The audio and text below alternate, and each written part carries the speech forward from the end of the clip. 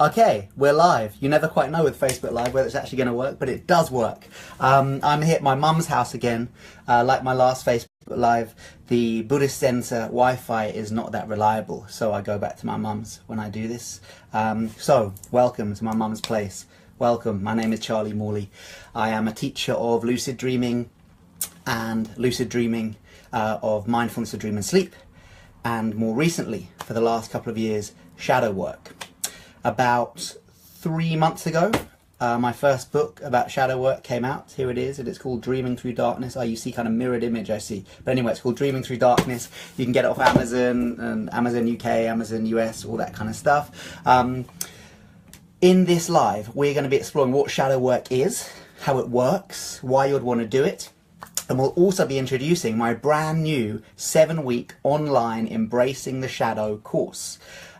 So the book is brilliant, and if you would rather a kind of interactive online video experience of a lot of the stuff that you find in the book, then my course just went live today. So what we're going to do, we're going to have an exclusive where I'm going to somehow set up the camera to look at my laptop screen, and we'll watch the trailer for the new online course together. Now the trailer's not finished actually, so if you watch the trailer and say, oh, that bit was a bit shit, you should have done this at the beginning and the end, please let us know, and then we'll change the trailer to meet those requests and feedback.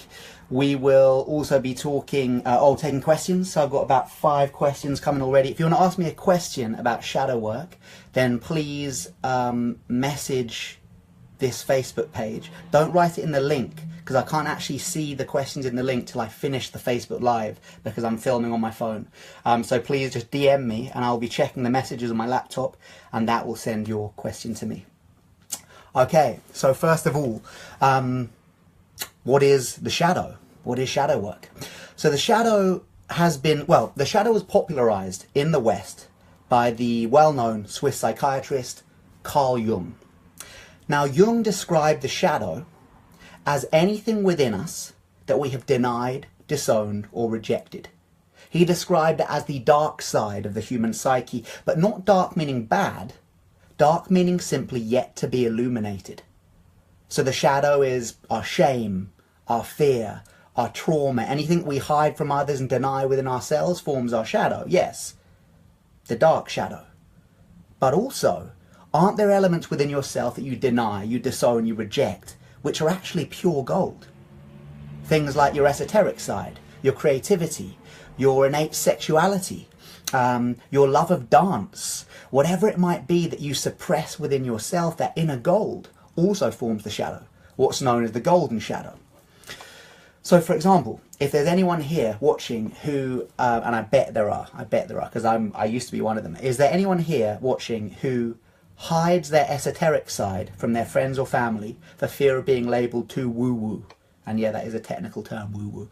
If there are, then your golden shadow will contain your esoteric side. Was there anyone here who as a child was told no one likes a clever clogs, no one likes a smart ass? In that case, maybe you suppress your innate intelligence, in which case your shadow will contain the gold of your intelligence. Is there anyone here who used to love art or dance or creativity, but somehow as a kid or in adulthood or just along the way, someone told you can't dance, you can't sing, no one likes your artwork, and out of fear, out of shame, you suppressed it, you rejected it? Then in your shadow lies the gold of your inner artist. So shadow work, some people think is scary because it's just looking at things like our shame, our fears, our dirty little secrets. Yeah, we need to look at that stuff. Yeah, we need to look at that stuff like spiritual warriors. It is the opposite of spiritual bypassing. It is about going into the darkness of the areas of your mind that you are scared of and unlocking the gold that lies within. Yes. But it is also about looking at your inner gold, which is really, really fun. It's about unlocking creativity, unlocking sexual energy, unlocking libidinal energy. When people talk about libido, they often go straight to sex. Actually, libido is a term that, it's a Latin term that comes from like moving forward. It's like the push of energy forward. So yes, libido could be our sexual energy, but actually it's our chi, it's our zing, it's this thing I'm showing now actually, which is not sexual at all, but it's energized, right? Look, I've got a little bit of sweat on, I'm like, boom, I'm here. It's libidinal energy. This is what we're unlocking through our shadow work too. Some other nice definitions of the shadow. A shamanic practitioner and a brilliant teacher of mine called Yaakov Darling Khan, who maybe he's even tuned in now. If you are Yaakov, I love you. And Susanna, I love you too. He describes the shadow as anywhere where your capacity for fear, anywhere that your fear outweighs your capacity for love, therein lies the shadow. Anywhere that fear outweighs your capacity for love, therein lies the shadow. I asked my Buddhist teacher, Rob Nairn, what the shadow was, and he said, anything that you hide from yourself or others, that is the shadow. And finally, I asked Robert Holden, who is a brilliant teacher who wrote the foreword to the book, actually, and guided me all through when I was writing the book. He was a real mentor figure for me as I was writing the book. He described the shadow as anything within ourselves that we are yet unwilling to love and accept. Therein lies the shadow. So anything within yourself that you are unwilling to love or accept, that's your shadow. And the book and the online course and the workshops that I do involve a series of practical exercises: creative writing, meditation, eye gazing, mask work, lucid dream work, of course, partner work, insight work, meditations that allow you to gain access and insight into your personal shadow. So both the books and the new online course are always set in 3 parts: meeting the shadow, befriending the shadow, and transforming the shadow. To meet the shadow, we need to know what's in my shadow. We need to look at questions like, what am I most afraid of? What am I most ashamed of?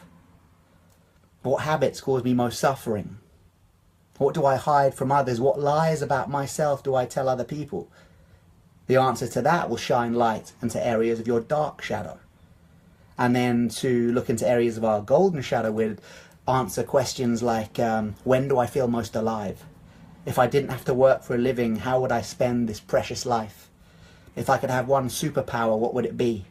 And finally, what do you want to be when you grow up? The answers to all those questions will shine insight into areas of your golden shadow. Then to befriend the shadow, we get very practical. We do things that don't just meet the shadow on its own terms, but actually move towards it in friendship. We have exercises like creating a mask.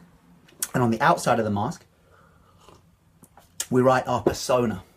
All the parts of ourselves that we show to others or would like others to believe that we are like.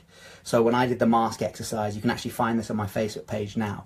On the outside, I wrote things like good Buddhist, authentic, meditation teacher, lucid dreaming. I've drawn this all on a white plastic mask.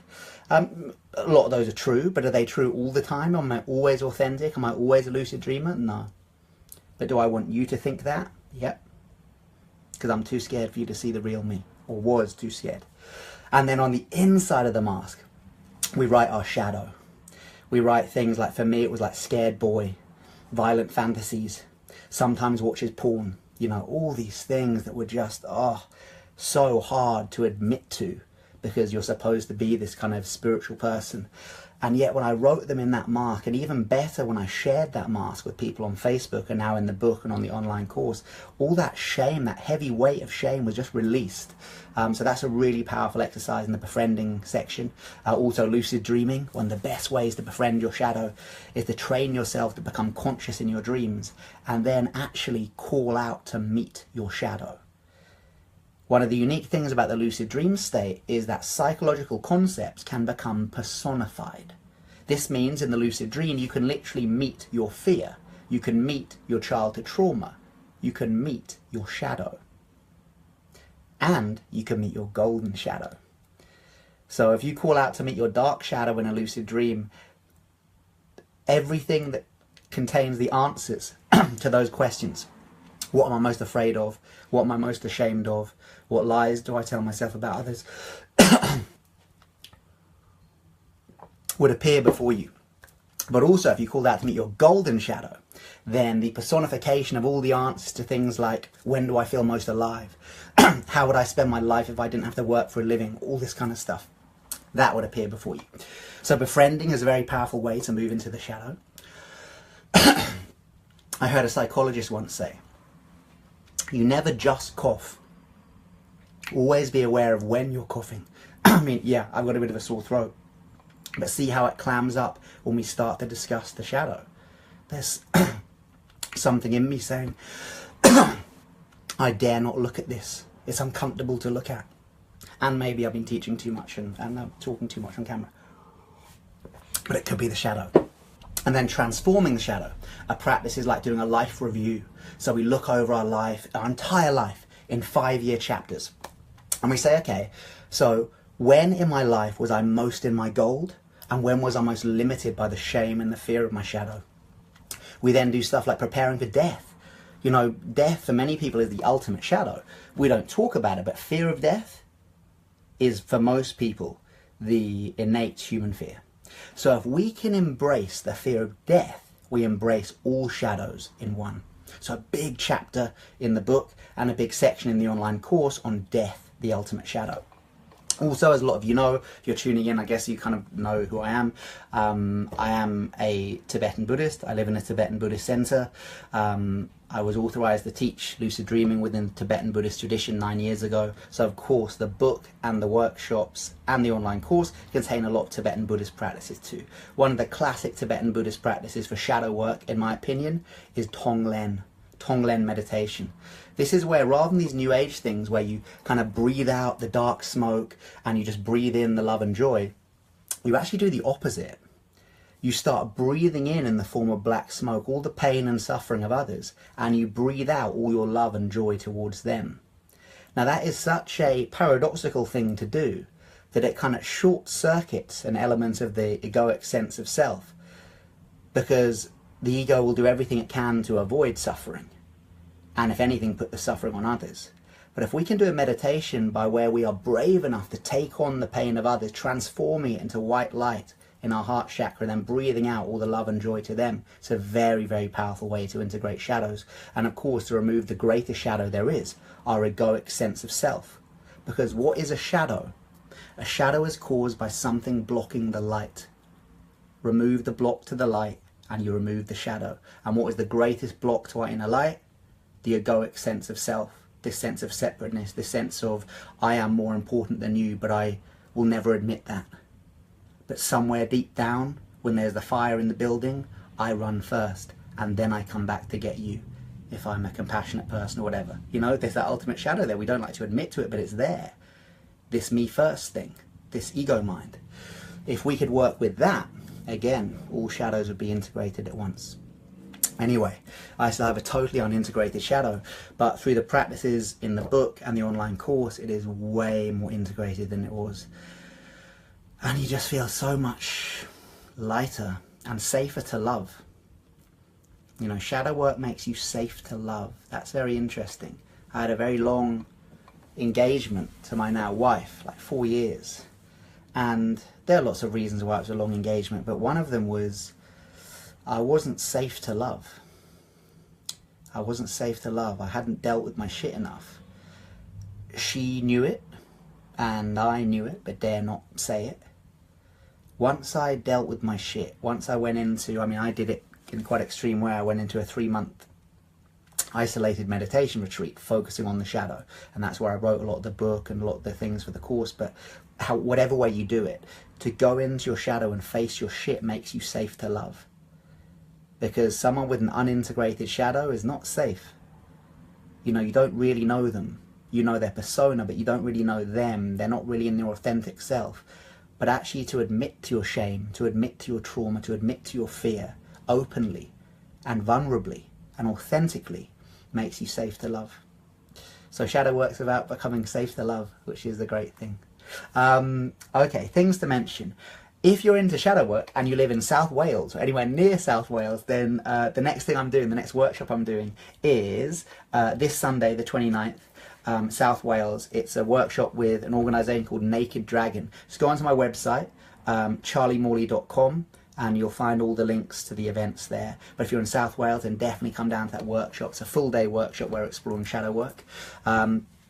Now, what I think would be cool to do is to watch the trailer for the new online shadow course. So I'm going to kind of get I don't know how this is going to work. I'm going to play it on my laptop. I'm going to direct the phone. We're going to watch the trailer. This is a world first. It's never been played before. So this should be good. And let's hope it works. Okay. Right. I need to flip the camera. The camera is flipped, my laptop is there, and let's play. In this 7-week course, you'll be guided deep into the dazzling darkness of your shadow side, learning a series of powerful and effective techniques which will allow you to transform the energy of your shadow into the power of psychological growth. The shadow is made up of all the parts of ourselves that we hide from others. Our fear, our shame, our wounds, but also our hidden talents, our hidden light, and our untapped potential. Shadow work is not about indulging the shadow or acting out the shadow. It's about embracing the shadow, knowing that the embrace of love is all that we need to transform the shadow into the gold of spiritual growth. Shadow work moves us into the deep authenticity of who we truly are. The shadow has been described as the dark side of the human psyche, but not dark meaning bad, dark meaning yet to be illuminated. And if you can have the courage to shine light into those areas of both your life and your mind that are yet to be illuminated, you will find more gold there than you had ever dreamt possible. This course will show you how to fearlessly embrace your shadow side with compassionate acceptance, and so manifest the power of your full awakened potential. Using practical how-to exercises sourced from Western psychology, Tibetan Buddhism, and even shamanic mask work, you'll be guided on a transformational journey to self-discovery. We'll embrace the benefits of shadow integration, including increased energy, radical authenticity, and spiritual growth. We'll explore the different types of shadow, including the golden shadow, the ancestral shadow, and the sexual shadow. We'll learn a series of exercises, visualizations, guided meditations, and dream work practices, which will allow us to connect deeply with and to transform our shadow. Using exercises sourced from mindfulness meditation, Tibetan Buddhist spiritual practice, lucid dreaming, shamanic mask and mirror practice, eye gazing, creative writing, and loads more. In this course, we'll learn how to meet, befriend, and transform the shadow.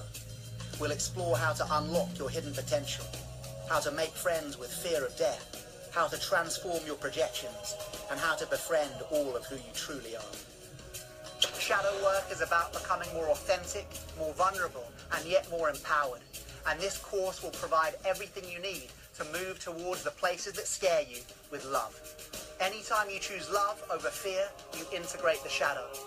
In this 7-week course, we'll learn everything you need to meet, befriend, and transmute your shadow, so that you can harness the energy of your shadow side to radically transform your life.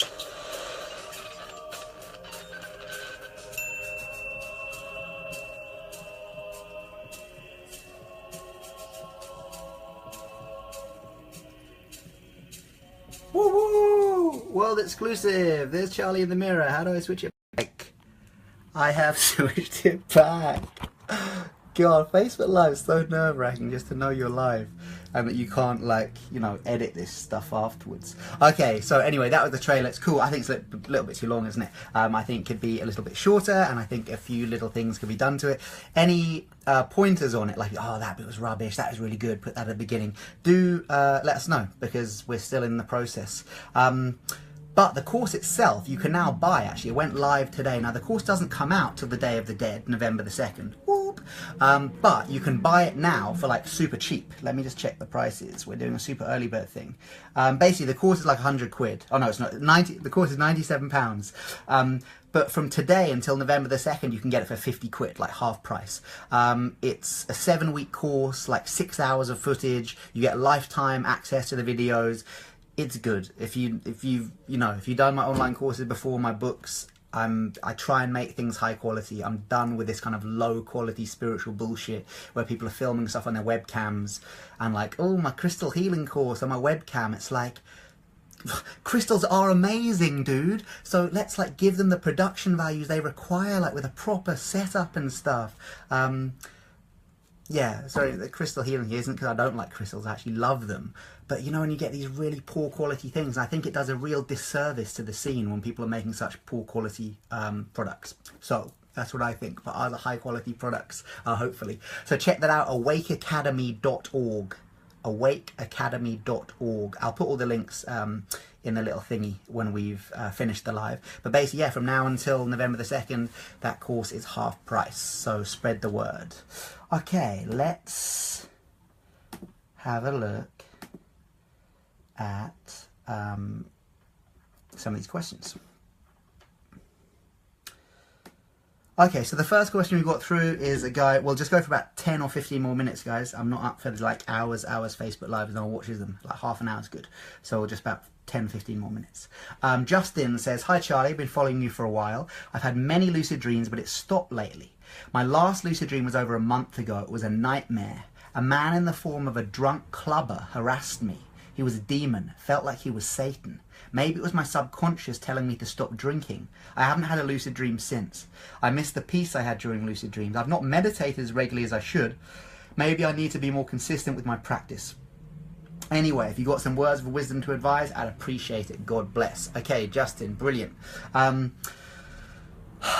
In your last lucid dream, so a shadow aspect appeared. If there's anything in your dream which you want to move away from, which you find distasteful or scary, or that you don't want to go near, that's most probably a shadow aspect. So in this form, the drunk clubber was most probably a shadow aspect. What that shadow aspect represents in you, I don't know. You've linked it to drinking because he was like a drunk clubber at a nightclub. Maybe, who knows? It felt like a demon. It felt like Satan. You know, this is another way you can tell the shadow in your dream. Very often when the dark shadow appears in your lucid dreams, it will feel external. It will feel demonic. It will feel literally satanic. And unfortunately, this is why people often misinterpret meeting their shadow in their dream as like meeting the devil or something like that. So they run away, they try and fight it. Our inner shadow will seem demonic, will seem split off, will seem satanic until we move towards it and integrate the energy that it represents. So if that appears in your dream again, or if you get lucid, I would call out to meet that drunk clubber as you describe him, because yeah, it might be a part of your mind that is, well, definitely a part of your mind that's unintegrated, and to move towards them with love, and to hug them, to embrace them. When I talk about embracing things in the lucid dream, I'm not talking about like an A-frame hug, like mwah, mwah. I'm talking about boom, a bear hug. There is power in the embrace. We're not embracing out of fear. We're not embracing, oh my God, it's really scary, I should hug it. We're embracing because, I'm scared of you, and I'm done letting fear rule my life. We bring in the energy, the power to it, there's warriorship. And when we embrace, yes, it's with love, but it's a bear hug love, it's a powerful love.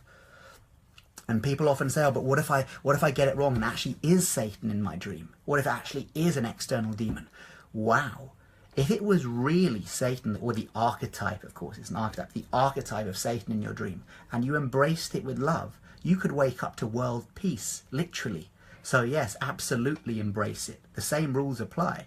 Whether you're in the astral planes or in the waking state, love is the most powerful weapon that you have. So use it. The moment you feel fear, the moment you feel aversion, you've given your power away and you are disempowered. So this is my view on it. This is the Buddhist view on it. It can seem paradoxical, as a lot of Tantra does. It seems paradoxical. But it's about working with paradox and transformation to create great change and great energy. And then you're saying not meditate as regularly as I should. Yeah, man. Meditate. It's not that meditation gives you more lucid dreams, but it gives you more stable lucid dreams. So once you are in a lucid dream, you will stay there longer if you have been meditating recently, if you've got a stable meditation practice, without doubt. Another question from Gary. He says, I've been doing loads of shadow work lately. It literally saved my life. Brilliant, man. Although my mind and body is filling with light, I get weird dreams and nightmares a lot. Do you think it's my subconscious trying to adjust and catch up with my conscious mind, or do you think it's something else? Gary, having nightmares or scary dreams when you start to do shadow work is actually a good sign. Now, I don't want to put people off thinking, oh, when I start to do this course, when I start to read a book, I'm going to have nightmares. First of all, we need to reframe what a nightmare is. A nightmare is a dream that is shouting. A nightmare is a dream that is shouting. It is shouting for your attention. It's saying, over here, daddy issues. Over here, shadow issues. It's shouting for your attention, not because you're broken, not because you're unspiritual, not even perhaps because there's a trauma underlying it, although of course you can get nightmares from trauma. but because there's part of your mind that is shouting for integration, it's calling you towards it. So actually, Gary, in this state, when you're having nightmares, that could actually be a good sign. Little doggy's trying to get in. That could actually be a good sign if you're having nightmares. Now, it's not that I want you to have nightmares, but I want you to see that when you're doing shadow work, your subconscious mind will respond often before your conscious mind does. So if you are having these nightmares, I'd say write them down, look at them, use the decoding the shadow, decoding the dreams practice in the book, and really give your attention to them. The thing with nightmares is people often ignore them and then wonder why they keep coming back. Nightmares keep coming back because they're dreams that are shouting for your attention. If you give them your attention, they will stop coming back because that's what they're after. So definitely write down your nightmares, look at your nightmares, discuss your nightmares, way more than your good dreams, actually. Okay, Glynis. Charlie, I'm enjoying the book. Would like to comment that I think shadow work is very valuable in coping with loneliness. Interesting. Seeing loneliness as part of the dark shadow and making friends with it means not only are you no longer alone, but the demon is smaller. What a brilliant comment. You still feel lonely, but that's now okay. With so much loneliness now, do you think shadow work could help? I think you've answered your question there, Glynis. Yeah. I think you've already seen that shadow work is helping with loneliness. I know it's helped with mine. A big shadow I had was loneliness. And for someone with like such a kind of strong social life and surrounded by people and stuff like that, it seems strange, but I realise I had all those things because there was an underlying loneliness. I'm the guy who, or was the guy who constantly has Radio 4, still is actually, constantly has Radio 4 on in the background because I'm scared of silence. It's only really when I'm on retreat by myself, when I go through these extreme changes, and then I go into full isolation. But generally, I do have a sense of loneliness if I'm not around people. I'm like a pack animal.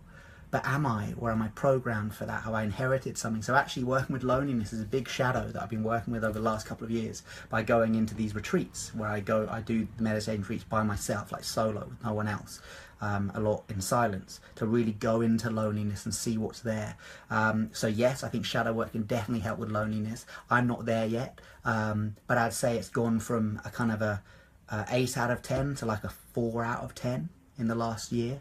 Now I'm much better at not feeling the need to be constantly engaged or surrounded by people, and just be okay with my own self. I think that's what I was scared of with loneliness, was being with myself and having to face just me and my demons. Whereas now I've embraced so many more of the demons that I had done, the loneliness is kind of gone. Okay, and we have another question from Nikki. It's been 2 weeks since I've been using your dream recall recording and instructions. Okay, so this is a lucid dreaming one. I wake up knowing that I've dreamt, but only bits that I recall. These involve work and stuff like that. I just don't want that to dominate my dreams, as it doesn't change who I am daily. No idea if I'm making sense. I guess the question is, why does my job and boss have to mess with my sleep too? I know I dream of other things, but all I can recall is work dreams. Okay, this is interesting. There's something called day residue. Freud was the first person to use the term day residue. Basically, we dream about things that we do in the day, right?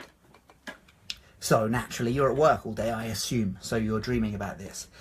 2 things here. One is that it's not just work dreams. There's something about the process of work that the dream wants to highlight for you. If they're becoming kind of anxiety dreams, possibly even nightmarish, then again, it's a dream that's shouting.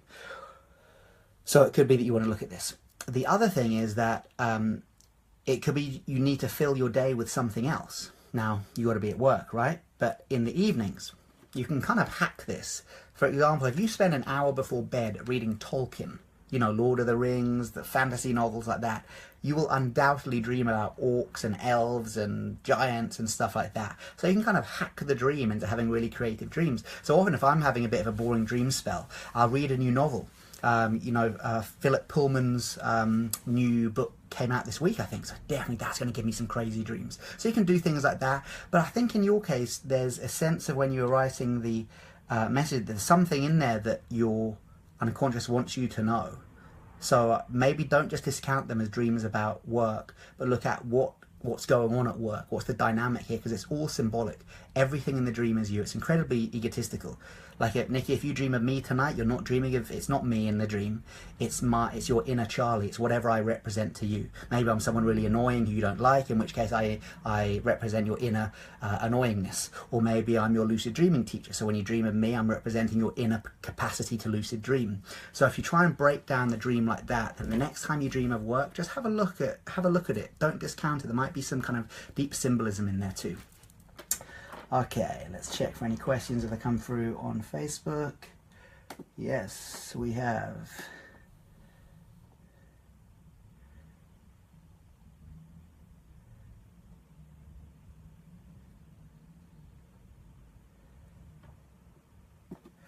Okay, there's a question here from Wesley. I set up prayers and intention to experience lucid dream. I think my focus was too strong, that my sleep never went deep and lucid, woke up many times. There seemed to be a repeating theme of light in my dreams. Any tips for my laser mind? Okay, I'm just going to focus on that first bit, Wesley, just because we're running out of time. That balance when we're trying to lucid dream, we need to have we need to have this intense determination and enthusiasm that tonight I am having a lucid dream. But it needs to be, if we can, without hope and fear. Now that's very difficult. It's kind of like a child. We've got to have this enthusiasm. So, oh wow, tonight I'm totally going to have a lucid dream. This is going to be amazing, great. But then in the morning, if we haven't had a lucid dream, just like a kid drops a toy, we need to drop it and just carry on with our lives without hope and fear. Hope for success, fear of failure. This is very difficult. It's probably the most difficult thing of lucid dreaming, because you need to really focus your attention. You need to be praying if you're into prayer. You need to be saying your affirmations. You need to be doing all your visualizations as you fall asleep. A deep aspiration to have a lucid dream, but no kind of unnecessary expectation that you have to have a lucid dream. That's difficult. I'd say keep it playful, keep it fun. If at any point when you're doing your lucid dream work it starts to feel less than fun, it's kind of less than playful, it's getting too uptight, you're not going to have lucid dreams. So loosen it up, keep it playful, have a sense of, if I get lucid, I get lucid, but tonight I'm really going to go for it. I'm going to give it my all, and if it happens, it happens. I hope that's helpful. There's another bit to your question I'm going to answer through the message box. I don't think we've got time for it now. Okay. So I have to go because we said it would be only half an hour, but also, I'll tell you what, I have to go because I have to go kickboxing. Now, on my Facebook page, a couple of days ago, I put up a picture. It's like a poster for a kickboxing competition that I've entered. And there's like a proper poster of me like that and the guy I'm fighting and stuff like that. And not on my professional page, but on my personal page, it kicked off a load of shit with people making really judgmental comments. Some of them were fine, but some of them were a bit like, oh, but you're a Buddhist lucid dreaming teacher, how can you be promoting violence, how come you like punching people in the face and stuff like that. I was like, classic example of spiritual bypassing and a misunderstanding of what shadow work is. For one, Buddhists invented a lot of martial arts, right? Shaolin monks, the guys are Buddhist monks, so don't tell me that Buddhism hasn't got a proud history of martial arts. Secondly, football players have football matches to see how good they are at football. Tennis players have tennis matches to see how good they are at tennis matches. Tennis. Martial artists have martial arts fights and bouts to see whether the stuff works. You can't just hit a bag for 15 years and then expect it to work. And actually, if you're safety, you need to know if it works in an actual situation, so you can be a more helpful person. In the last few years, I've, once in South Africa, in Johannesburg, I saw a woman getting attacked. I stepped in and stopped the attack. Day after Brexit, when everyone with an extremist view seemed to just think it was okay to yell it, there was a homophobic verbal attack, not physical, but homophobic verbal attack just outside the Buddhist Centre. And I heard it, I watched it, I went down there, I confronted the guy strongly, but without any physical force that was required, and diffused the situation, waiting for the police to come. Those two situations, I was able to do that because of the martial arts training. It made me a more helpful, more capable human being. The term bodhisattva means spiritual warrior. I sometimes worry that we've missed that warriorship, and that actually how helpful can we be if we can't help people who are in need, and they might be being abused or physically or mentally. Anyway, I'm having a rant. You can see, it's a bit hot under the collar about it yesterday. But I'd like to write about that. And my next book, I would like to write about kind of masculinity and movement of boyhood into manhood and masculine archetypes. I'm very interested in the warrior archetype, because I think it's crucially misunderstood by a lot of people. I'm the last person to be having a fight in the pub on a Friday night, because there's nothing to prove. You know, any of that kind of little boy manhood thing that needs to be proved is proved every week when I go into kickboxing training, which I need to leave for now. And actually the kickboxing teacher's watching. Rob, yo, see you at class in a little bit. Okay guys, hope you enjoyed it. Facebook Live, I'm going to do these like once every couple of months because they're fun. Don't forget, online shadow course is out now, awakeacademy.org. It's half price until Day of the Dead on November the 2nd. Share this, like my page, hang out, ask me questions. I'll see you very soon. Peace, love, and lucidity.